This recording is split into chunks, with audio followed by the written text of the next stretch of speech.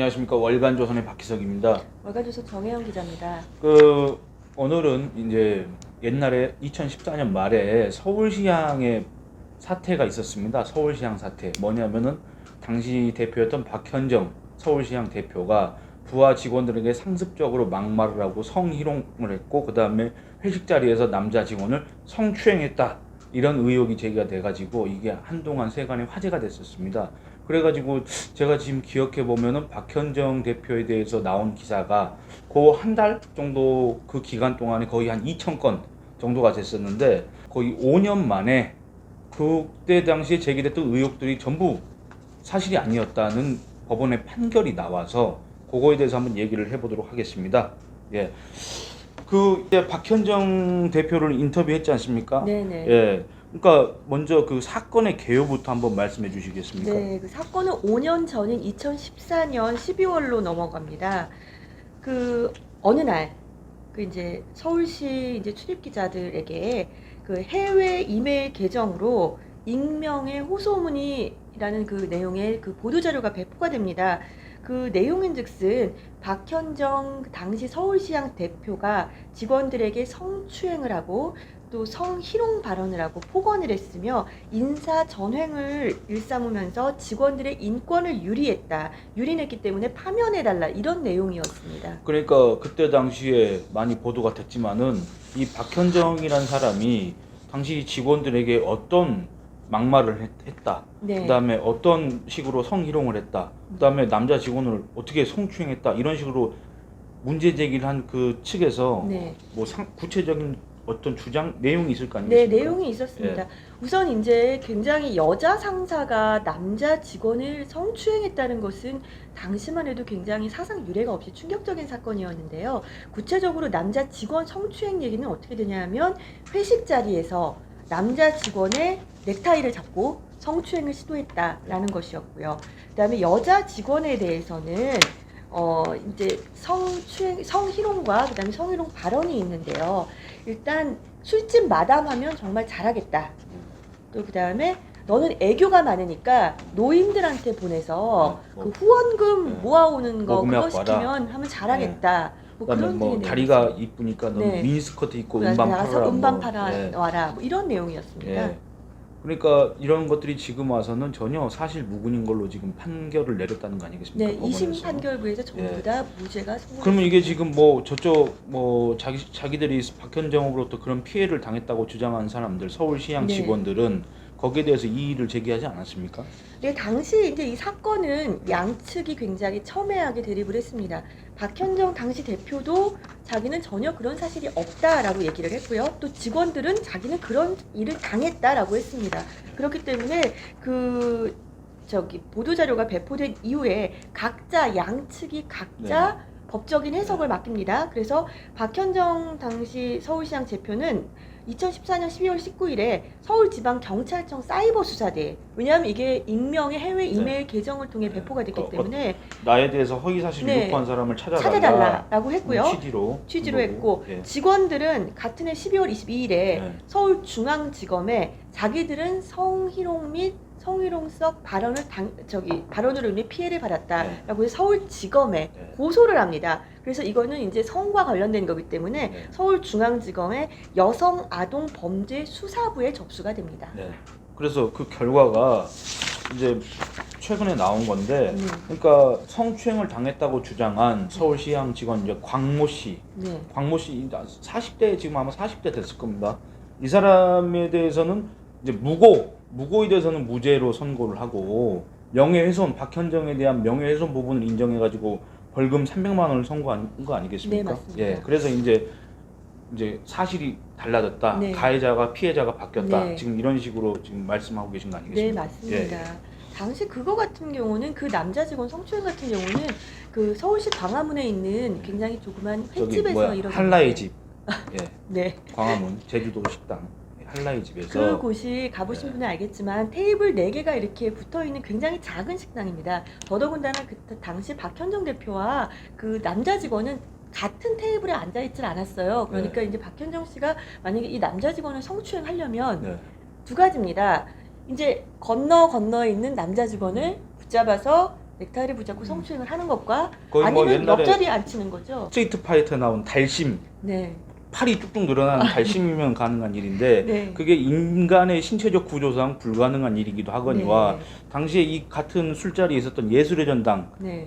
임원들이 있었지 않습니까? 네. 이제 이 사람들은 전혀 그런 상황이 아니었다. 네. 너무 화기애애하게 회식 자리가 끝났었다. 이렇게 증언했지 않습니까? 네, 맞습니다. 더군다나 이제 이 곽 씨가 성추행을 당하는 거를 봤다고 목격했다고 한 서울시향 직원도 나중에는 그 진술을 번복했지 않습니까? 네, 뭐 본 장소가 계속 틀립니다. 네. 뭐 밖에서 봤다 아니면은 뭐 밖에도 위치가 다 틀리고 그 식당 같은 경우는 그 경찰에 가서 확인해 보니까 도저히 이거는 물리적으로 이거를 볼 수 있는 상황도 아니었고 이런 성추행이 일어날 만한 장소가 아니라고 판단해서 애당초 경찰은 이거는 무혐의라고 생각을 했습니다. 네.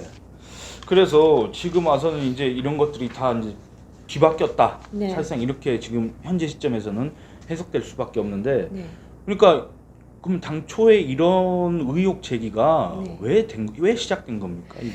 그 박현정 부분, 네. 대표나 뭐 그쪽에서는 어떤 식으로 지금 생각을 하고 있는 겁니까? 그 부분에 대해서가 이제 좀 문제가 있는데요.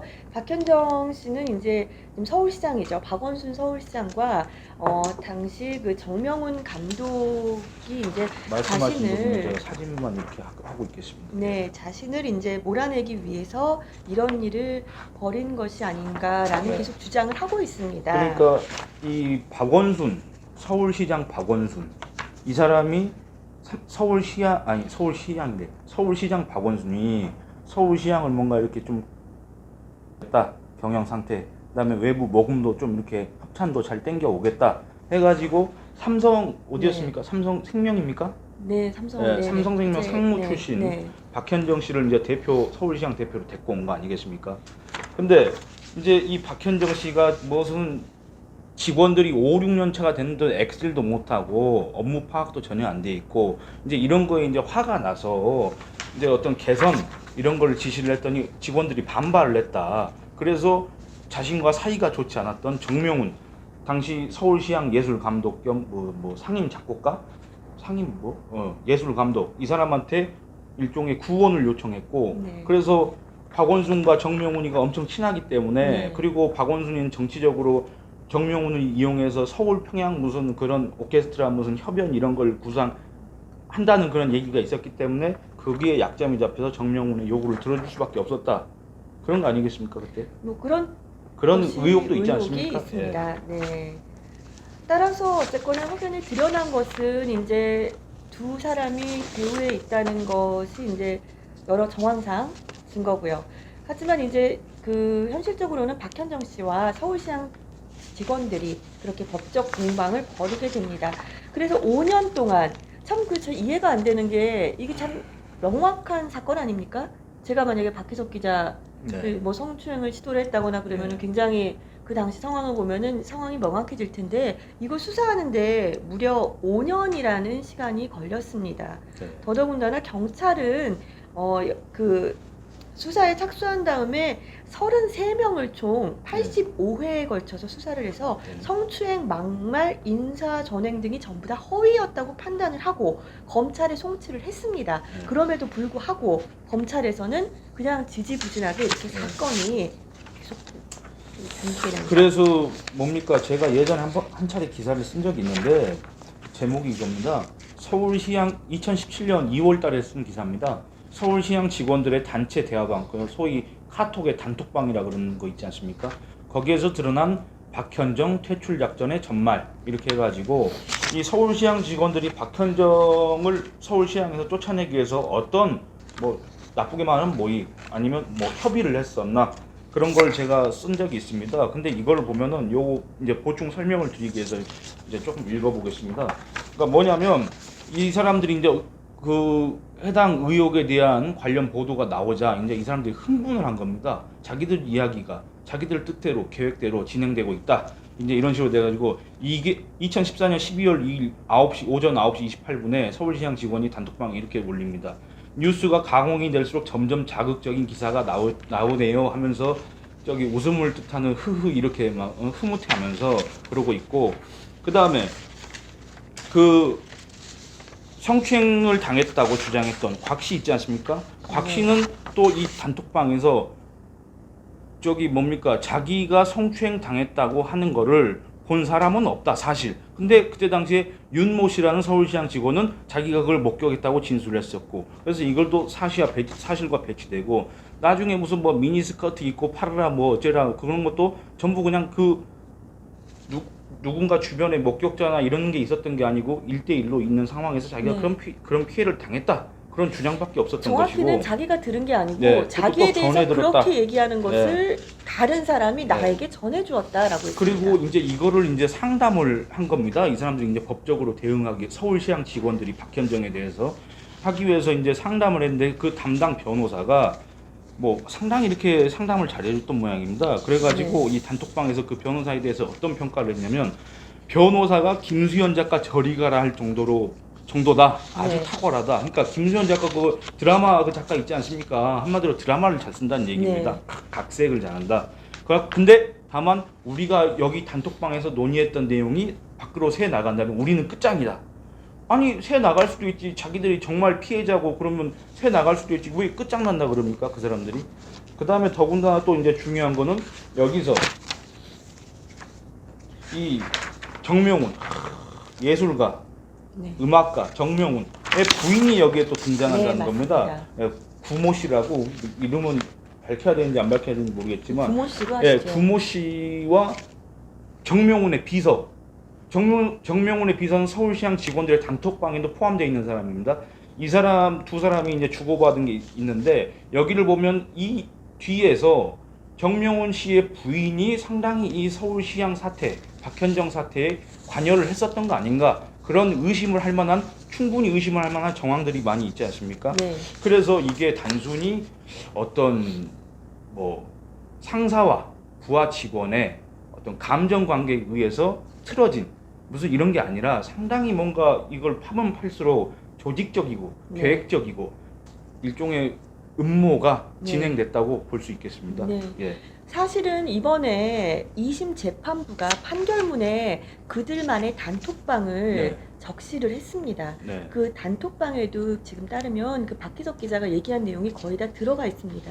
판결문에까지 이 네. 얘기가 들어갔다는 것은 사실상 법적으로 이들이 굉장히 좀 뭔가 사전 모의를 네. 했다, 좋지 않은 방향으로 그것을 보여주는 아니 그러니까 그 사람들은 뭐 우리들은 우리 나름대로 대책을 세우기 위해서, 그리고 네. 우리가 힘이 약하기 때문에 정명훈 씨 부인을 통해서 또 요소에다가 이렇게 구원을 요청한 거다 이런 식으로 주장할 수도 있겠지만은, 어쨌든 이 사람들의 대화 내용만 봤을 때는 야 이거 상당히 그 일반 언론 보도를 통해서 알려진 것과는 그 이면에 이런 사실들은 상당히 내용이 배치된다. 그런 사실들을 확인할 수밖에 없습니다. 그래서 법원이 이거를 어느 정도 인용을 했는지 거기에 대해서는 제가 지금 이 자리에서 확인할 수가 없지만은, 아마 여러분들이 5년 전에 들으셨던 언론 보도의 내용과는 전혀 다른 내용들을 앞으로 접하시게 될 수도 있을 것 같습니다.